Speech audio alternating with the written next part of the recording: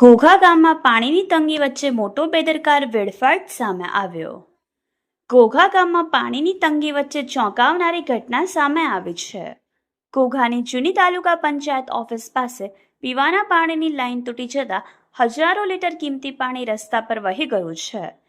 એક તરફ ઘોઘા ગામમાં વર્ષોથી પીવાના પાણીનો સળગતો પ્રશ્ન છે, તો બીજી તરફ આવી બેદરકારીના કારણે પાણીનો ભારે વેડફાટ થતા લોકોમાં ભારે રોષ ફેલાયો છે.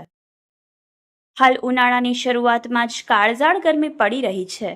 આવી પરિસ્થિતિમાં ઘોઘાના લોકોને પાણી માટે ભારે હાલાકીનો સામનો કરવો પડી રહ્યો છે.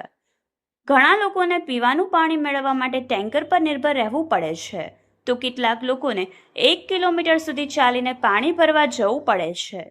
તેવામાં પીવાના પાણીની લાઇનમાં ભંગાણ થતા હજારો લીટર પાણી રસ્તા પર વહી જતા સ્થાનિકોમાં ભારે અસંતોષ જોવા મળ્યો છે. સ્થાનિક લોકોની માંગ છે કે ઘોઘા ગ્રામ પંચાયત તંત્ર તાત્કાલિક પગલાં ભરી પાણીની લાઇન રિપેર કરે અને ગામના લોકોને સમયસર અને પૂરતું પીવાનું પાણી ઉપલબ્ધ કરાવે. હવે સૌથી મોટો સવાલ એ છે, જ્યારે લોકોને પાણી માટે સંઘર્ષ કરવો પડી રહ્યો છે, ત્યારે કિંમતી પાણીનો આવો વેડફાટ કોણ રોકશે અને તંત્ર ક્યારે જાગશે?